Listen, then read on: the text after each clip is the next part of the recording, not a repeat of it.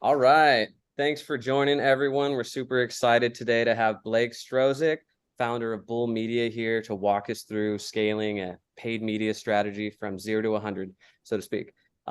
Blake, like I said, is the founder of Bull Media, previously of Refine Labs, and we're super excited to have you. Super excited to have you a part of the community, and we're looking forward to seeing what you bring us today. Take it away, Blake. Cool. Thanks. Yeah, man. Thanks. Appreciate that, Brian. Yeah, guys, really glad to be on here.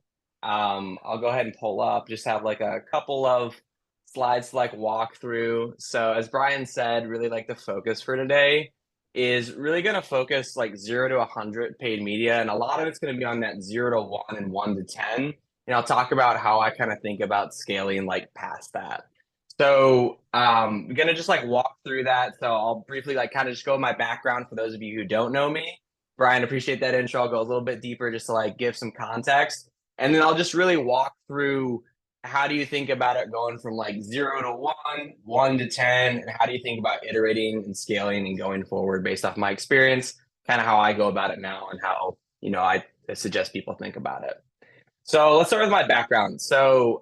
We get to all see this nice big picture of me. So basically, my background. So I think this context is helpful because it's really shaped me as a marketer. But I've had experience in three places that like really helped me as a marketer. The first is I'm going on this is my fifth year in B2B. I spent my first year in B2B sales, so doing cold calls, disco calls, cold emailing, maintaining a pipeline, having a quota. I got to like live the sales side of it to start my like B2B career. And like that really shaped a lot of like what I do and kind of how I approach marketing. So I started in sales, and then from there, I went to go work as like a generalist in-house at a small B2B tech company here in Cleveland, and got to like touch all of marketing. So I got like a really broad sense of like what it means to work in-house, be a part of a small team, marketer of one, working with a lot of agencies and contractors. And then from there, as Brian said, I went and worked at Refine Labs. I joined when they were scaling up in 2021. So I got to join kind of in the earlier days and work with them as they scaled up. And the biggest thing that I got to do at Refine Labs was two things, actually.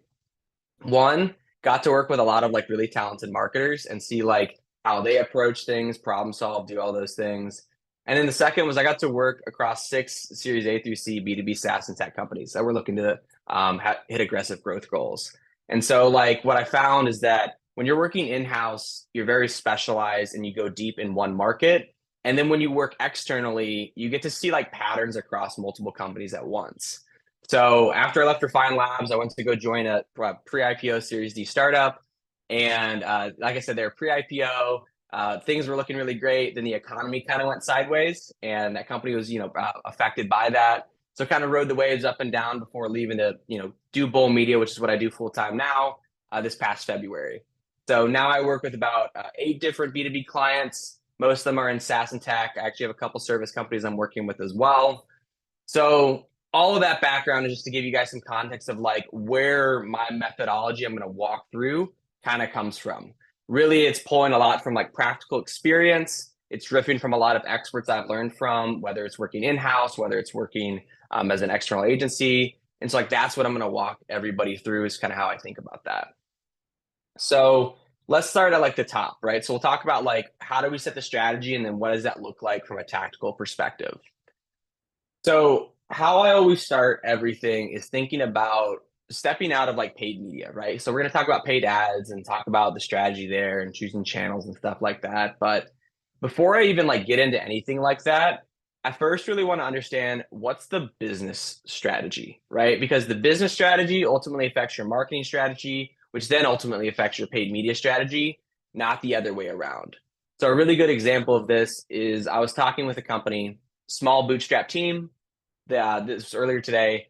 Small bootstrap team. They're a marketplace, so think of like an Upwork or any of those like talent marketplaces. But they're niched down to just Salesforce freelancers and consultants. And so when I was talking with them, and they've grown through outbound and organic social over the past 2-3 years, they were thinking about like, hey, how do we layer on paid to grow? And I had my 30-minute intro call with them.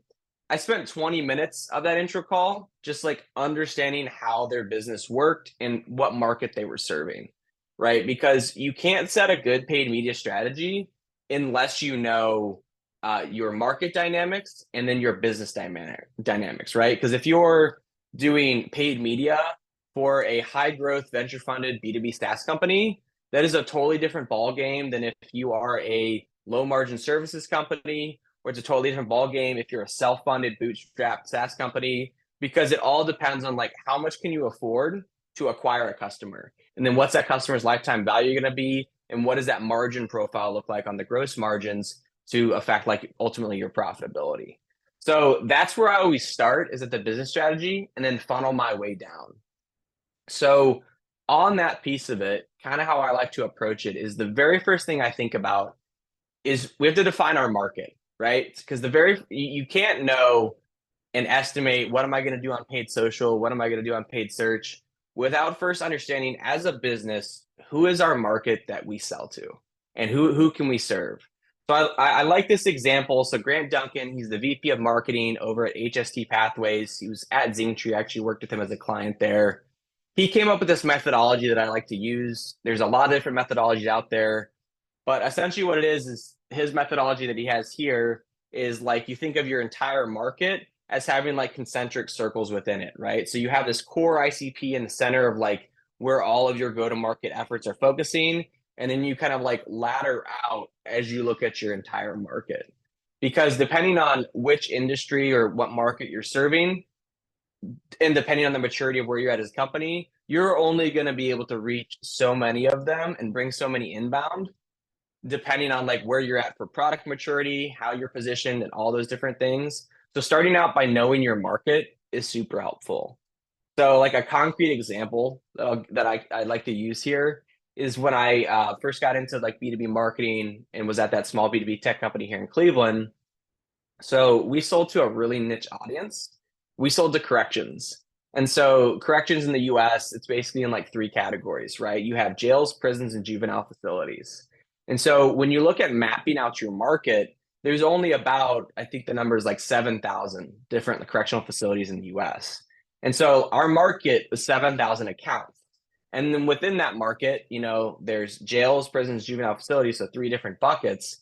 So then what we had to do from there is understand, okay, of these 7,000 accounts, where are we a good fit? And like an example that I'll use there is like, we were a really good fit for like small county jails. Like that was one really good fit that we had for our system. And so that's only a sub segment of that market. That's on one of those inner circles where our messaging is slightly different. The sales motion there is slightly different. And so like that's where I like to start, regardless of who I'm working with, or you know, when I talk with other marketers, is for your paid media strategy to work, you have to have a rough ballpark of the number of accounts you can serve and who's your best fit within there. So basically, once you understand that, you can use a lot of different like third-party data tools, some first-party data. You want to create your like target account list from here's my TAM list and then here's my ICP, and you can kind of segment from there. But once you have that in place, then what it comes down to is you're then ready to kind of like start to set a strategy, right?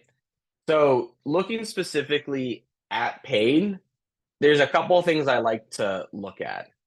So the first thing is, even without even looking at paid, it's understanding, okay, if we have this segment of our market that we want to go after, you know, how do they buy and what's important to them, and where do they spend time and in what channels, right? There's a couple of channels that basically everybody's going to use in B2B, like Google search and LinkedIn are safe bets for almost every B2B company. But for a lot of like vertical solutions, like vertical SaaS, different things, you might be limited in how much search volume is on paid search, or you might serve an ICP like developers or something like that, where there's just not as many of them on LinkedIn as there might be on like Reddit or in like a Discord community or in different places where it's either tough or almost impossible to advertise. So that's a big consideration, right? So then going into this here though, like once you kind of establish like where does my market hang out online and what do they do, now what I like to do is kind of like set the strategy. And so this is again just speaking from experience and just like working and implementing this, coming from Refine Labs, which hugely impacted like how I approach a paid media strategy. You basically have a goal of a paid demand program. And how I view it is you're trying to drive marketing source pipeline. So people that are coming through inbound. And so you're going to measure those conversions really two key ways. Who comes through your website, and then who comes through like form submissions and a lead gen motion. So basically what you're looking at is you're looking at who's coming inbound through our website and being a hand raiser, and then kind of who are we going outbound to and trying to capture with like a lead gen motion test and the efficacy there. So basically like the goal here is you're looking at your entire market and splitting out into two segments. The first is, you want to create awareness and consideration for the majority of your market that is out of market right now. So they're not actively looking for your solution. So you do that in your awareness channels. So if you've followed Refine Labs, if you've, done any of that, they're creating and capturing demand philosophy there. But so that's one piece of it, is kind of like creating that awareness and consideration for those out of market. And then the second is also capturing that demand. So there is always going to be a section of your market that is looking for your solution. So it's figuring out where are the places where people are looking for a solution like ours. So whether that's in Google search, Bing search, whether that's gone somewhere like Capterra, and then how do we advertise there so that we show up when they're looking for us? So essentially what it comes down to is like you're measuring 5 main conversion points. Is you're measuring the website, which is going to capture a lot of what you're doing from like a kind of create demand, create consideration standpoint. And it's also going to capture a lot of your other efforts for content, for organic.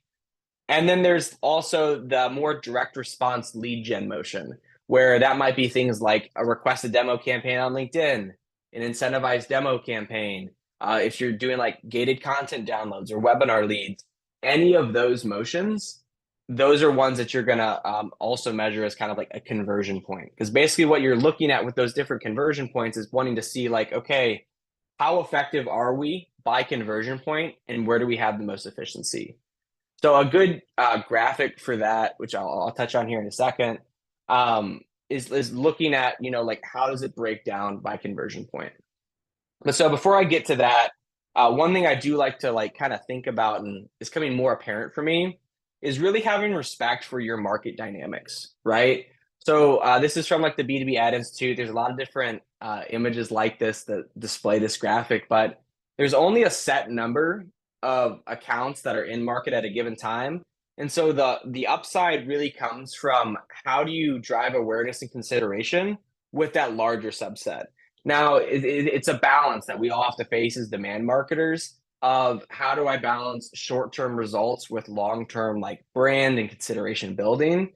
But at the end of the day, like you, depending on your market size and how big your market is and who you're going after, you do have to be able to respect these market dynamics with respect to your paid media and just overall demand gen strategy, in my experience.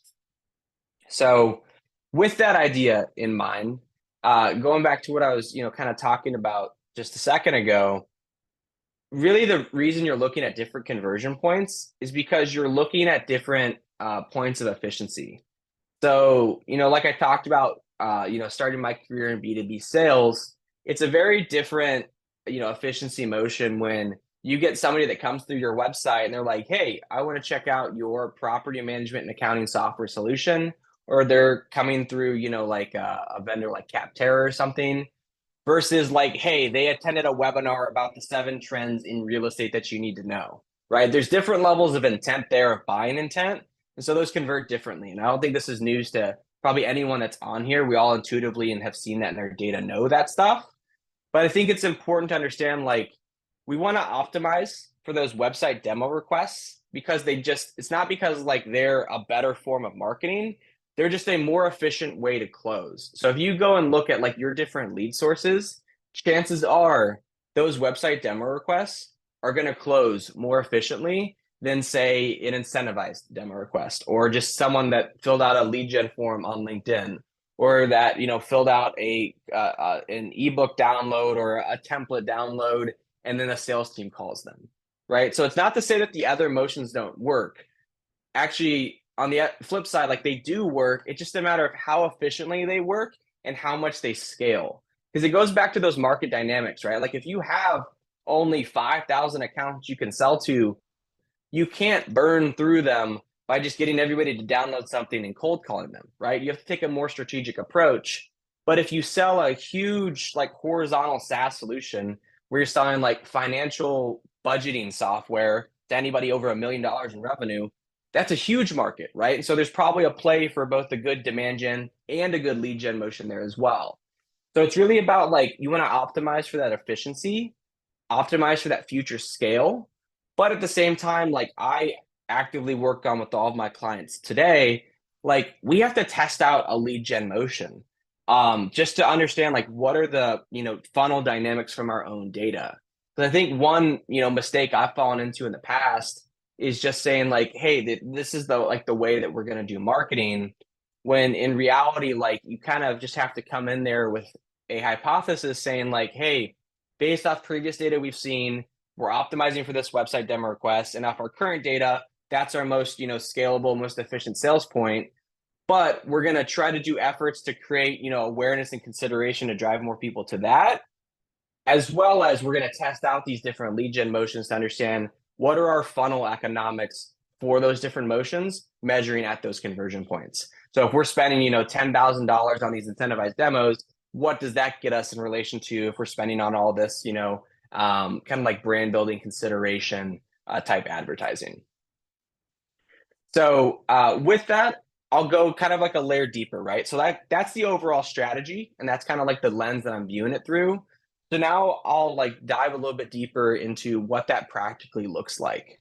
So on like that kind of like create demand, that creating awareness and consideration strategy, basically like the mix that I've kind of used in the past has been a mix of like product marketing and case studies, where essentially what you're doing is you're taking all of this messaging work that you're doing and you're crafting all this compelling messaging, and you're guaranteeing that you're getting it in front of your ICP that you've defined, and that at the very beginning of the exercise, right? Where it's like like, hey, these are our qualified accounts that we know we can sell to. We vetted it with our sales team. We've all agreed these are good to go to. So now what we need to do is we need to make sure that they are seeing us on a consistent basis. Because I'm sure like a lot of people that are either on this call, or if you're watching this recording, or whatever situation you're in, the biggest problem in startups that you like always hear or you always talk about is we have a good product, but nobody knows about us, right? Like that's one of the biggest issues. So that's not to say that we just chalk everything we do up here to like, oh, this is air cover to get people to know about us. But this is like you target who you're going after, and then you say, okay, we know that we do a valuable thing and can produce a valuable business outcome for your business. Here's how we do that. And so you say it in compelling ways, just like you do across all your other marketing and sales materials, and you're just distributing it in places where you know that your ICP is going to see it. So essentially, a couple more tactical notes here. The goal, again, is that guaranteed delivery. When you're looking at how do I think about applying this, a good way that I like to do it, going back to that market estimation, is seeing like, okay, say you go into LinkedIn and you're going to go and create an audience. So say your audience is 100,000 users, right? And so say your audience is 100,000 people. Basically what you can do is LinkedIn's going to give you a metric, and they're going to say, okay, you have 100,000 people that fit your criteria. And then when you actually go and run your ads and say you go spend $10,000, it's going to give you a metric that's going to say, hey, here's your actual reach of how many unique users you actually reached. So then what you can see from that metric is you can say, okay, I've got my total audience of the number of accounts on LinkedIn that match my ICP. And then I've got the number of people I actually reached and were actually served an ad. And so basically what you can do, it's not perfect math, but you can see how much of your ICP is active that you're advertising to on LinkedIn, right? So say in that 100,000 person example, you reach 40,000 people, you can basically do a back of the napkin math and say, we've got about 40% of our ICP, because we know we uploaded this target account list, we know it's tight, that's actually active on LinkedIn that we're reaching. So obviously that's not accounting for the account level, but it's good directional input of seeing like, if you're selling to B2B SaaS marketers, super active on LinkedIn. You're selling to salespeople, super active. If you're selling to, like IT professionals or some other kind of like, again, more vertical SaaS, might not be as active there. So the final point here on like the kind of like creating demand piece is just looking at like, how do you measure this, right? So the two ways that I look to measure this is the overall marketing funnel. So what's our overall efficiency? And then also, coming from Refined Labs, what are people saying when we ask them, how did you hear about us? Are they saying they heard about us on LinkedIn? Are they saying they heard about us in different channels? Or, like what are we seeing? And we're using that as correlation, not causation, right? So it's a little bit of a blend of the two. So then on the other flip side, right, when you're capturing demand from those people that are in market, that basically comes down to like two things in my eyes. The first thing is you're using like paid social retargeting to help capture demand. So the reason I really like retargeting, and a great resource on this, if you're on LinkedIn, you've seen him, is Justin Rowe. He puts out a ton of great stuff on this. I've talked with him. He's a really great guy. I think he has a lot of great content around this, but really retargeting is great because you have people that are aware of your brand, and so you stay in front of them. And really what you have to like look at there is what is, the gap of someone that's aware of us but hasn't converted, and how do we bridge that gap? So using your, retargeting ads here to just stay like top of mind with content, like again, like using like case studies, using social proof, using different things to really stay top of mind and help bridge the gap of like trust and authority once someone's aware of your brand. And then so the second piece of that is like the high intent search. So that's looking at like Google and Bing, like I talked about. So when people are looking for, SMS texting software, making sure you're showing up for those searches if that's, the category that you fit into. And then like the third piece is also trying that paid social lead gen motion. So like I talked about earlier, it's methodically testing out, let's do these different lead gen experiments to see if any of these have any scale and efficacy for our business. So that's kind of the philosophy on capturing demand. Now, how that's measured there is really looking at that as like a direct response funnel, right? So saying if we spent, 25,000 on paid search and say we got, 100 demo requests, and of those 100 demo requests, 25 came from paid search, that's saying, okay, we spent 25,000, we got $1,000 per demo from paid search. How does that look throughout the funnel? So how does that look, if we have 25,000, 25 leads from paid search, and let's say of those 25 leads, 10 of them become opportunities, and of those 10 of them, 2 of those become closed won deals. What does that look like for our cost per opportunity and our cost per closed won customer, so our customer acquisition cost? What does that look like from our paid search investment? So that's a big piece on like the capturing demand side. So how do we tie it all together, right? Like that's the high level strategy. That's how we look at everything. But like, how do you tie it together? So what I like to do and what I like to look at is really like 3 distinct reporting funnels. So the first is your overall marketing funnel. So looking at like, what does our overall inbound funnel look like across all of our blended programs that we have running? So not just paid, but paid, organic, and all those different things that we have going. So like that's a big piece of looking there. And then like I just talked about from that direct response motion, for our paid search or for our paid social lead gen motion, what do those funnel, economics look like? And what do those different funnel stages look like as we progress down the funnel? So building reports, whether that's, I use HubSpot with almost all my clients. So I build a lot of these in HubSpot. If, you do most of your reporting out of Salesforce and you push your info in there, you can do your reporting out of there. But really building these reports and dashboards to be able to quickly assess, are we having success at the business level with our paid advertising, and not just, being left reporting on, oh, we got clicks, oh, we got impression share, oh, we got these different things. So that's kind of like how I view reporting. And then just kind of closing out here before I go into a tactical example of a 6-month roadmap. So general thoughts around like attribution, because it wouldn't be a discussion on paid media without attribution. Really where I've landed on this right now is that attribution, it's imperfect. So it doesn't mean we just throw our hands up and say we can't trace any or track anything. But what it does mean is that you have to take a blend of approach of looking at what do you see from software-based attribution, and then what do you see from the self-reported attribution, and then just what do you know intuitively across from talking with your different teams and other different data that you're looking at of what's working and what's not. Because I really like for like the direct response motions to be able to like measure that cleanly.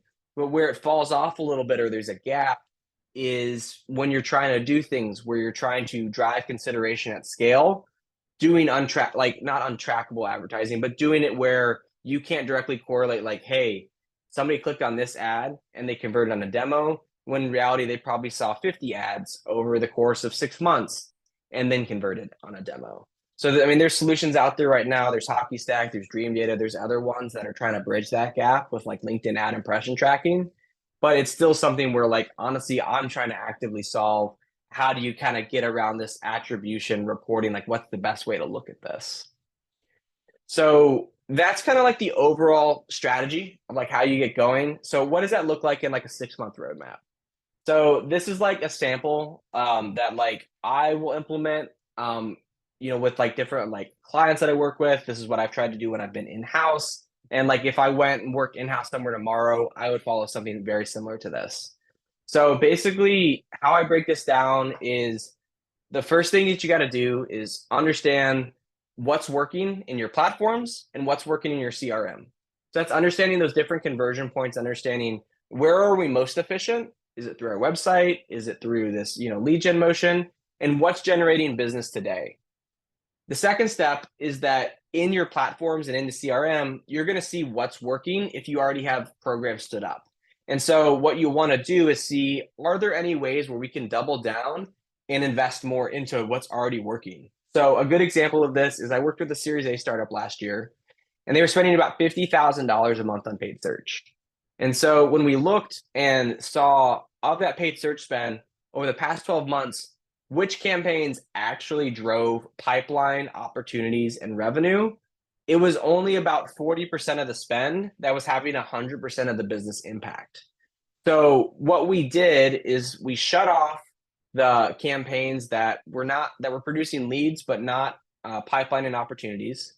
We reinvested some of that money to maximize search impression share in those campaigns that we had gone through and determined were like the winners.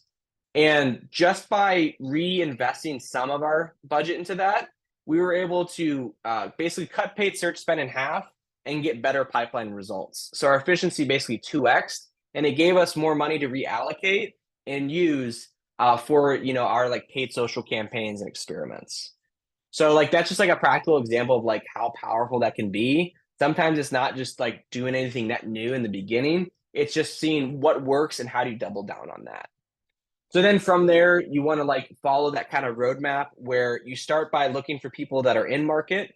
So going after those new Google search high intent keywords, those retargeting ads, and then you get some reporting in place.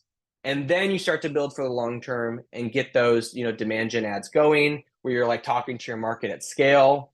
And then after you get all that set up, that's when I like to get those different lead gen motions methodically tested out. So you start testing out, okay, we're going to start running campaigns around direct response lead gen. Okay, we're going to start doing some incentivized demo campaigns. Okay, let's do a webinar play. Like you start to test those things out and understand what's going to work for our business, right? Like webinars, I feel like get an unfair rap nowadays. But I working with a client, they're 20 million ARR, and right now, like they'll get 300 to 400 registrations for a product demo webinar. So they sell to a large market. And so it makes sense, like it's a really SMB motion, but they get a lot of people on these product webinars and they'll get an attendance rate of like 40%. And so that seems like something that's like, hey, that's not like a modern best practice, but it's really working for them. So it's really about understanding like, how does your business work and how does your market operate and optimizing for that. And so that's why I actively encourage everybody, like, don't just take benchmarks from everybody else, establish your own. And just, when you do that, that gives you, authority within the business to say, when somebody comes up to you and says, hey, we should try this, then you're like, hey, I've tested all of this. Here's what we've seen. So sure, maybe we could try that, but this is what we've seen before. And this is why we're prioritizing what we're doing now. So that's kind of like the overall 6-month roadmap. So I'll be wrapping here in a second. But the last piece there is you get all these paid programs in place, and then you want to make sure that you also prioritize organic too. Because I know I spent most of this time talking about paid, but organic is a crucial piece because it's often not just one program or one tactic or one channel that's going to help you hit your pipeline goals, right? It's getting focus and having something work before you scale out to other things, yes. But at the end of the day, high performing teams that grow quickly, they have multiple things working in like orchestration with each other. Like every time I've worked with a client where they've had a lot of good success, it's because we've had a really solid page strategy, we've had good market dynamics, but they've also had a lot of other pieces of their marketing programs humming, right? They've had a good organic social strategy, they've had a good organic SEO strategy in place, they're tightly aligned with sales. So you can't just look at paid in a silo and expect to hit your results. You have to consider everything in harmony with one another. So I'll close out here just like talking about like how you would like kind of like scale up this. So that's kind of a foundation I like to look at. And then how I like to view, we were talking before we hopped on the call, we talked about like May planning, right? It's April now, we're talking about May. I like to look at everything in like a monthly sprint cycle. So once you've gotten the foundation in place, I like to look at what are new launches we can do on paid search and paid social. So whether that's new campaigns, whether that's new keywords, whether that's new optimizations. What are some ongoing optimizations we're continuing to make to our paid campaigns? So on paid search, adding to our negative keyword list regularly, regularly looking at the keywords we're bidding on, making sure that they are continuing to produce business results. And then honestly, just like looking at your reporting. So understanding, okay, every month we want to do a retro and understand what worked well from last month and what didn't. Now, you don't want to be too reactive. I've been guilty of this in the past where you have a kind of like a knee-jerk reaction. And like if something doesn't work one month, you're like, okay, shut it off, we're done. But in reality, it's like you want to like just kind of understand trends and understand what's been working and what's not, so that like, hey, the performance is declining on paid search. We're not going to shut anything off right now, but if this continues throughout the rest of the quarter, we might want to reevaluate, our budget distribution or allocation to that channel. And so like the last piece of that is just really like doing, like a good 90-day planning so that you don't have to have everything set in stone when you're looking forward 90 days, but you want to understand like, what do we have on the roadmap based off what we have working now, based off what we have on the product roadmap, what we're doing with sales, what we have with events, what do we have in the future so that you're always prepared and you're always like looking forward while working on the present and executing today.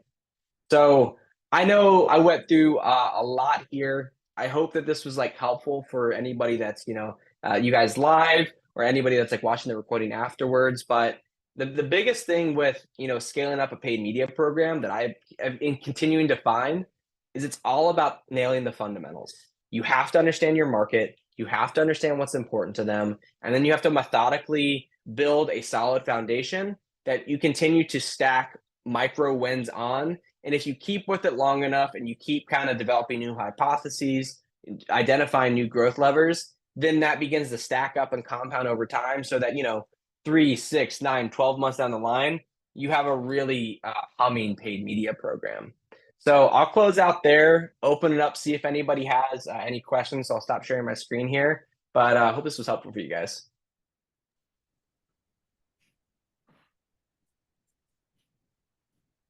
Thank you. Yeah, so I don't know, Vanessa, Cole, any questions? Happy to answer anything I can do. If anything, or if there's anything you want me to clarify, anything like that. Yes, definitely. When you talk about demand gen and using content in paid and paid social, I ended up not using it at all eventually because I didn't see any business coming out of it. I did see inquiries, but not necessarily the opportunities. Is it only in the industries where I was, or do you see it generally across the board? So who can I ask who were you selling to? Like who were you or who are you marketing to? That was a very good question because the company couldn't quite figure it out. That might be the biggest issue. But paid search did generate opportunity on the demo, like, hey, see the demo. And this is previous jobs. But content, people would download the content but they would not do anything after that. Was it, do you think, more of the nuances of the industry and the company, or do you think it's more broad?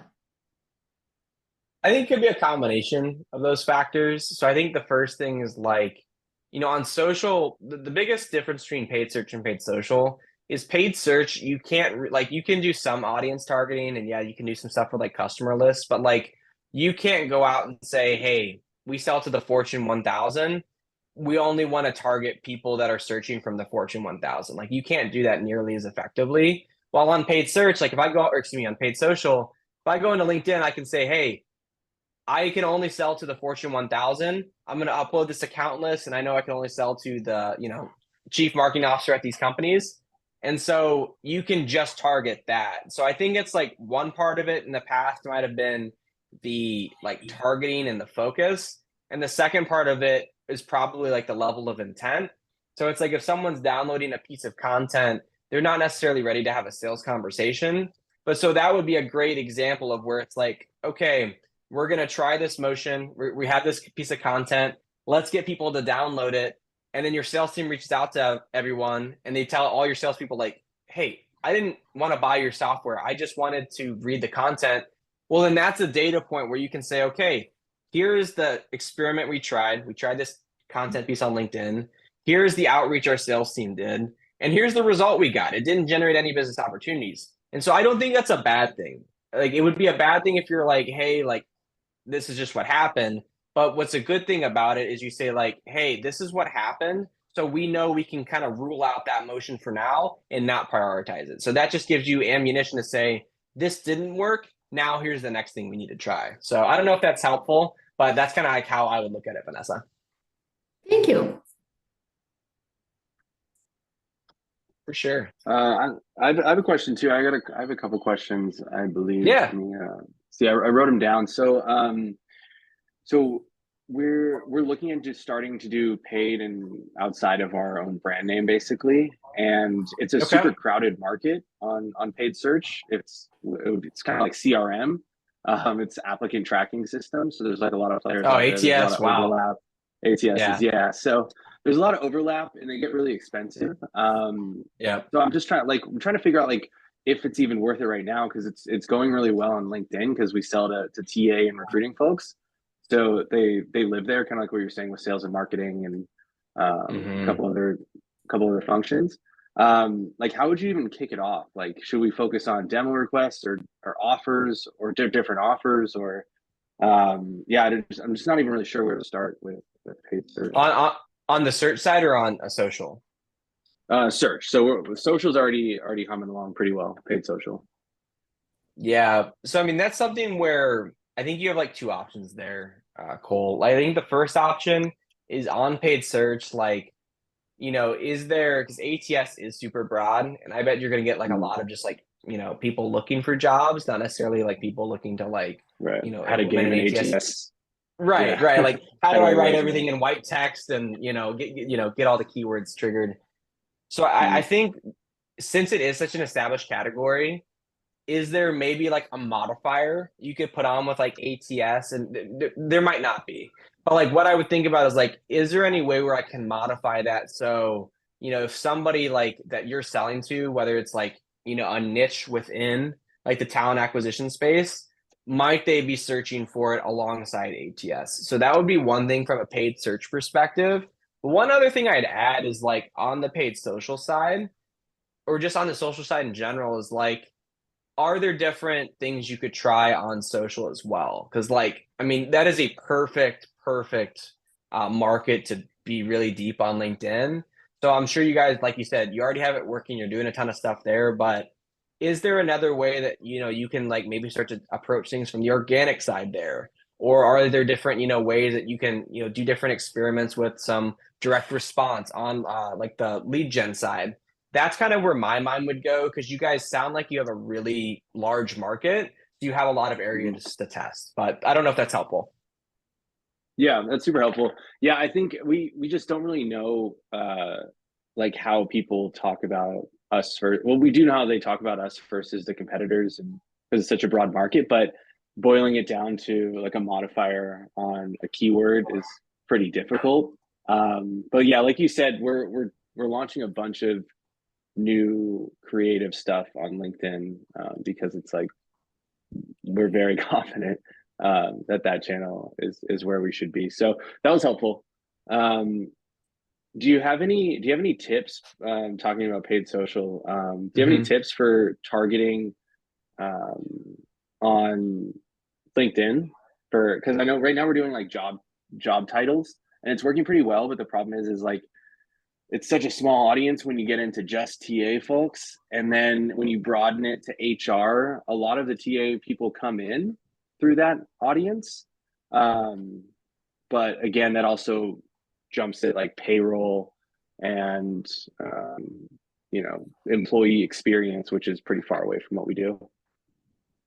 Yeah, I think for that, so I'd recommend a couple things there. So the biggest thing I like to do is every client that I work with or that I've just done in-house in the past, like just everybody I've done anything on paid social with recently is like we have to start with like an account list.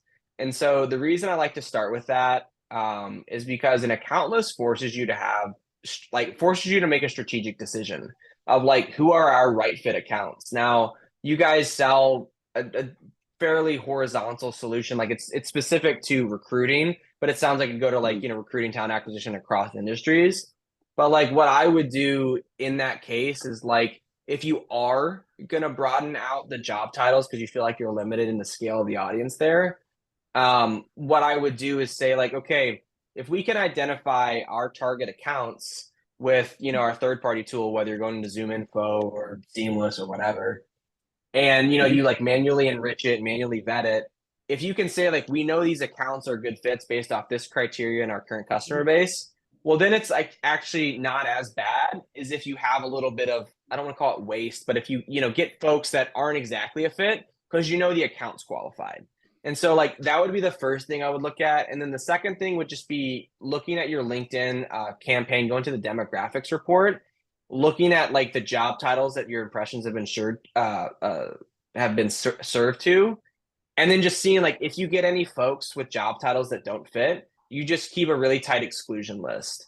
It's very similar to like adding negative keywords in Google search. You do that for the first couple months. You really kind of like understand the campaign, like what kind of like bad titles are you getting in there, and then you tighten it up and you clean it up over time. So I would definitely say like Cole, target account list and that demographic scrub. Those would be like the two things I would think about if I was in your shoes. Sweet. We're already doing that. So sounds like You're we're on the right great. path, which is helpful. Yeah, Yeah, you're there, man. it's, validation is awesome. One more thing too. Where was it? Oh yeah. So we just launched basically paid in January. So we're Okay. still working through like gathering the positive signals. And a lot of what I've heard early, because our sales cycles can get longer because we're going after larger accounts in the mid-market. A lot of them are also in contract with our competitors for they sign like Okay. 2-3 year deals a lot of times. What kind of positive signals should I be pointing towards? Because like in my gut feeling, I know that it's working.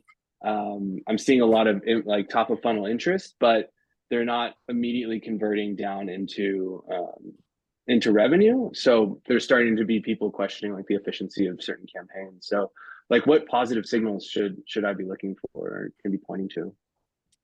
Yeah. So it sounds like, just to make sure I understand, so you're Mhm. generating like people are coming inbound and they're like talking with your sales team, but they're not converting because they're like, hey, guys, this looks great, but I'm in a contract for the next 2 years, like that type of stuff.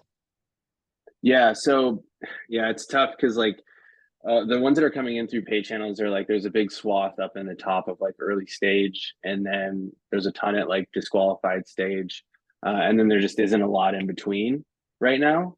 But I have faith that early stage, that those early stage ones will progress in over the next like 3-4 months. Mm-hmm. It's more of like, is there like maybe I should be hunting qualitative data from our sales team or something like that, but like what if there's any like recommendations you have if you've heard customers have that same issue? Yeah, I mean, when you're in a case like that, like where my mind would go, definitely qualitative insights from the sales team. I would look at, you know, if like just like your leading indicators and like the funnel, like saying like, are we getting, if we have this account list like you guys have in place, looking at, okay, say it's 10,000 accounts, are we getting more and more of them to come and talk with us even if they don't convert, right? So like say for example right now, just round numbers, you have 1,000 accounts that are customers, so you have 10% market share of that market. And then so you say like, okay, every month we have another 50, which is, I'm not really good at mental math live, but what is that, 0.5%, that's like 0.5%, right? But so it's like every month we have another 0.5% of our market, so over a 12-month window, that's going to be, whatever that math is, 6%. So like kind of like looking at it from that perspective, I would say like we're getting conversations with our qualified accounts, but the reason that we're not doing that, and so this is where you would pair like a closed loss reason with that data. We're getting more and more of these accounts coming in, but we're closed loss because of those opportunities. 70% of them were in a contract. So like that's one thing I would do from your CRM data. Another interesting thing, and this is something like I'm actively thinking about, is like, how do you talk with a sample, say a sample of maybe 100 accounts, where like you send out a survey to them and you say like, hey, fill out the survey, we'll give you $25. So it's going to be a little bit biased, yeah, and it'll be a small sample, but you just ask them like, say, how many of you are in a multi-year agreement with your ATS vendor? And if you can like get that back from a list of qualified accounts where like 70% of them say, hey, we're in a 2-year contract, that is another data point I would think of that's more non-traditional outside of your paid advertising that I think would be an important like market research play for you. Cool. Yeah, that's helpful. Yeah, it's funny because we don't have to go off on a tangent, but like I have to remind the sales team that they handed me this account list when we're like converting it over time. But no, it's like it's just learning. Like this is like we launched our first demand gen programs in January, so we're all learning together. Yeah, and I mean, the biggest thing, well, it's like the toughest thing is like you're in like the chasm, right? Where like all eyeballs are on the program because it's new, it's still 6 months in, and like everybody's like scrutinizing it. So it's like the biggest thing like I do in those situations is I'm like, hey, like here's what we're doing, here's why we're doing it. So in that case, like you talked about, Cole, it's like, hey man, like you guys handed me this account list. From this account list, I did X, Y, and Z because of A, B, and C, and just like walking people through the process and just continuing to reaffirm it, I find is like the biggest thing. It's like you're repeating yourself to your blue in the face, but like people, when they're staring down the barrel of like a goal, they get forgetful. So it's like really helpful if you just keep reminding them like, this is why we're doing this. This is what we're seeing. And this is my best guess from what I have today. Yeah. Once the deals start rolling in 2 or 3 months, then everyone will be happy. Then the sales team starts buying you beers and it's good times. Yeah, exactly. That was helpful. Yeah, thank you. Yeah, cool, man. Awesome. Any more questions before we let Blake go? I have like a hyper tactical one. Go for it. Do you have a recommendation for keyword research for paid search? Like, do you use Keyword Planner or Ahrefs or a different tool? Yeah, you can't really like Keyword Planner is the best place to start because it's free. If you need a super cheap option, I like using SpyFu. It's like a super cheap version, does fine. I use that. You can do Ahrefs, SEMrush. Like you're gonna get the keyword research you need, but for cheap options, I like just doing Keyword Planner and SpyFu. Cool, makes sense. And do you have any interesting hacks around that? I was just going down a rabbit hole of like different ways to do keyword research outside of the keyword research tools because they obviously have gaps in how frequently they update. I don't know if anything comes to mind. Obviously, totally understandable if not, but no, I mean, keyword research tool is like, man, like I know like Ahrefs, I think they're like 100 million ARR, I think they're bootstrapped, which is like amazing. Like their founders effectively like, I guess, a billionaire if you look at like multiples or close to it. But anyhow, tangent aside, no, the keyword research tools are like super inconsistent. I found with like search volume and like cost per click. So I think it's not a hack, but like maybe like a word of caution on them is just like take it all with a grain of salt. Like you don't know what your cost per click is going to be. until you set your match type, you set your geo, and you go out and spend some money. Like everything else is just an approximation and best guess. It's really about establishing the benchmark. But